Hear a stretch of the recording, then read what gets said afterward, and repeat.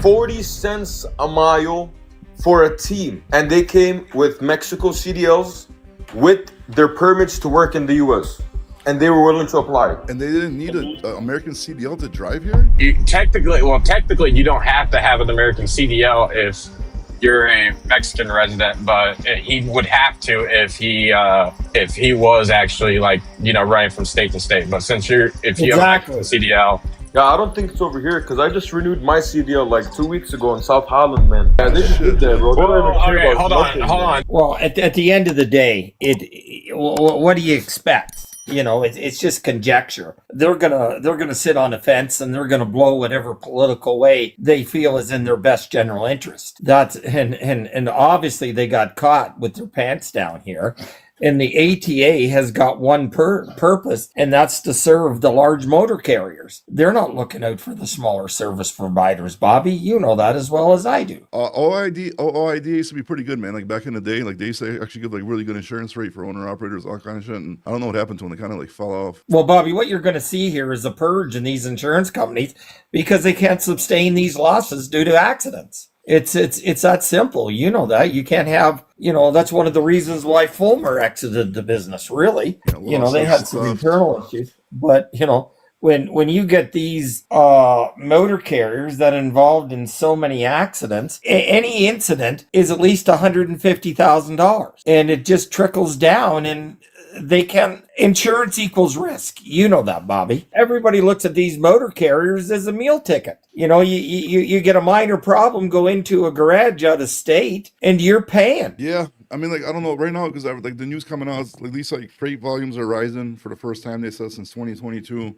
which in my opinion, they have been for the last like 5-6 months. But I think now they're actually starting to come out and actually say it. So, I mean, that's a good sign. You know what I mean? I think just the holidays are really going to screw us up this year, man. Because like volumes are definitely up. I mean, obviously you see that they're working on getting rid of all these drivers. They're having sting operations, seems like every single week right now, right? Something's happening where they're getting rid of these people. So they're probably like actually like putting like some, fear into their hearts where they might actually go out and then think if they get out like a bunch of these drivers out, man, and there is an actual driver shortage, so these rates could go up a little bit to let these trucking companies breathe and catch up a little bit. I think it's gonna be good, man. Mr. Bob, you ever ran into one of your own carriers on your own live? I'm a carrier, man, for you guys. We move your Clearwaters. Oh no shit, what's going on, bro?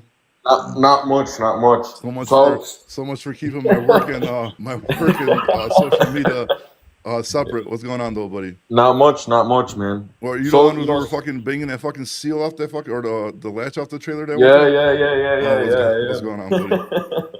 Man, I got into this topic about all these non-domicile drivers and, especially with these insurance companies, especially for us doing OTR work and local work, it's crazy what you expect. They say, it's a carrier that's pushing all this, and then, most of these carriers are at fault. But dude, when we were back in insured with Century, you wouldn't believe it. When I got people requesting, to come and get hired on or want to come as drivers, like I ran into a situation where I had a team that these guys want to apply to work as drivers. They want to run team for 40 cents a mile that got Mexico CDLs, that got the visas that allow them to operate in Illinois, in the US. Yeah.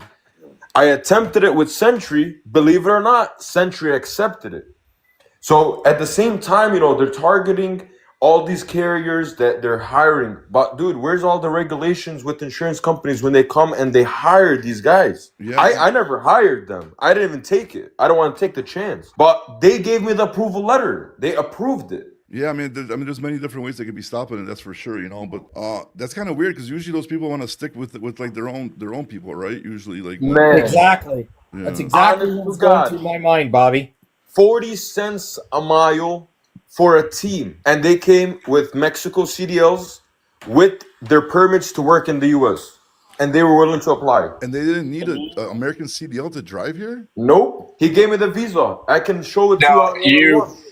You don't have to have it. Technically, you don't have to have an American CDL if you're a Mexican resident, but he would have to if he was actually running from state to state. But if you have a Mexican CDL, then you can come up in the States, drop a load, and dip on out of here if you want. It's kind of like what Swift is doing with their Hispanic drivers. But what he's saying is correct though, bro. Because look. how could an insurance company accept a Mexican CDL with a visa to a company that's inside of America, knowing damn well that these people are going to try to drive within the continental U.S. with this stuff? Yeah, man.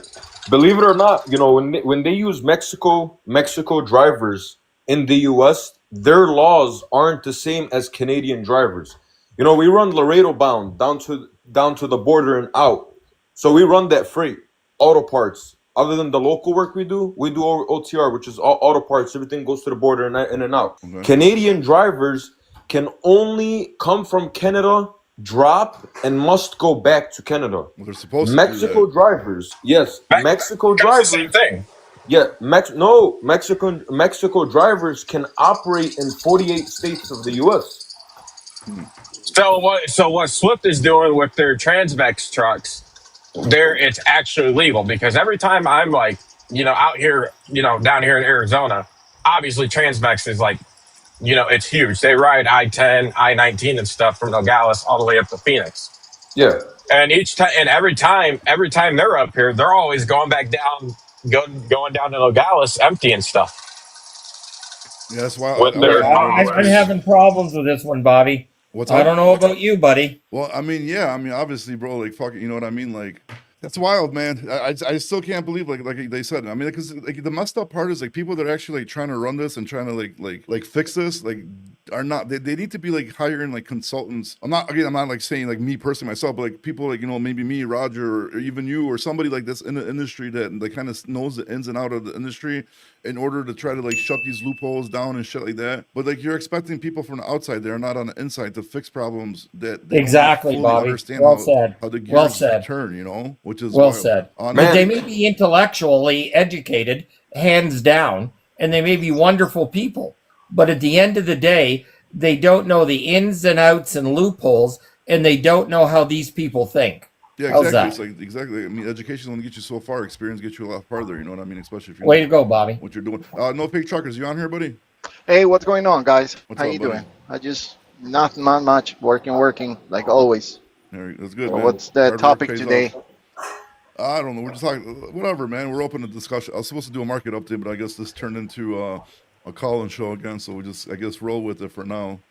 Quick question for one of your participants. Yes, sir. Did you guys hear something about a English test that it has to be performed in order for you to renew the license? Not only for non-domicile licenses, everybody has to go through that test in order to get the license.